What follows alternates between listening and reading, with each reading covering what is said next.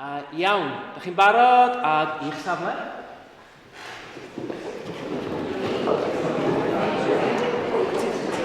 Gweud drwy'ch gilydd, siarad a cerdded yn ei gilydd.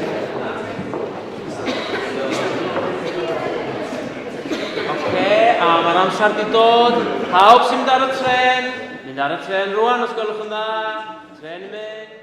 Fy nghymeriad i ydy Llew Ifas, sef un o'r meibion y teulu Ifas yn y stori Cholfa. Nes i drio i Cholfa yn y lle cyntaf oherwydd bod o'n digwydd yn Pontio. Mae Pontio wedi bod yn stori mawr yn newyddion dros y blynyddoedd dwytha yn Mangor, felly dwi wedi bod edrych ymlaen i gael gweld Pontio'n dod oherwydd mae'n dod â adnoddau newydd theatrig i'r ardal. Dwi wedi bod eisiau bod yn rhan o y math yma beth, dwi'n caru bod ar lwyfan, felly nes i weld yr cyfla'n dod a nes i gael yng nghyfweld am cas cymunedol, ond dwi wedi bod digon ffodus i gael rhan mawr yn y cynhyrchiad, felly dwi edrych ymlaen i do efo gymaint o ffrindiau newydd a gymaint o gwynebau anghyfarwydd hefyd.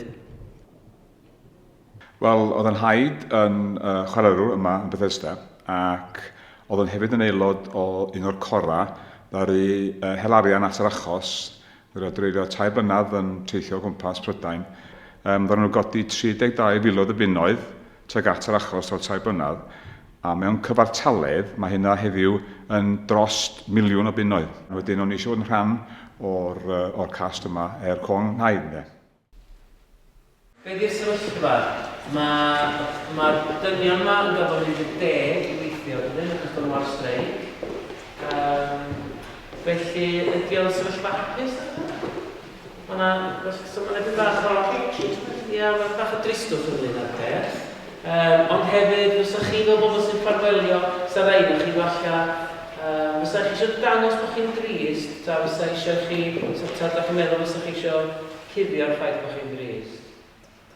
Oes, mae gen i gyswllt personol ar chwarel, ar streic, oherwydd oedd yn nhad, yn chwarelwr, a'i frawd, a 2 daid i mi wedi bod yn gweithio yn y chwarel. Yn dwi'n meddwl bod yna lot i ddysgu o'r streic, felly y streic o 2 mlynedd, ac mae holl egwyddorion be oedden nhw yn sefyll dros fo yn dal i fod yn bwysig heddiw felly.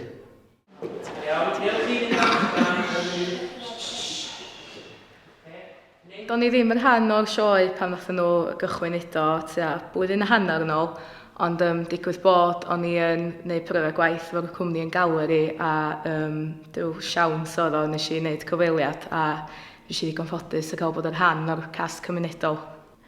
Dwi'n hynod falch o'r ffaith mod i wedi cael cyfle i weithio ar gynhyrchiad o'r fath raddfa lle, achos bod nhw'n cyfuno cast proffesiynol a cast cymunedol lle yn Theatr Newydd Pontio.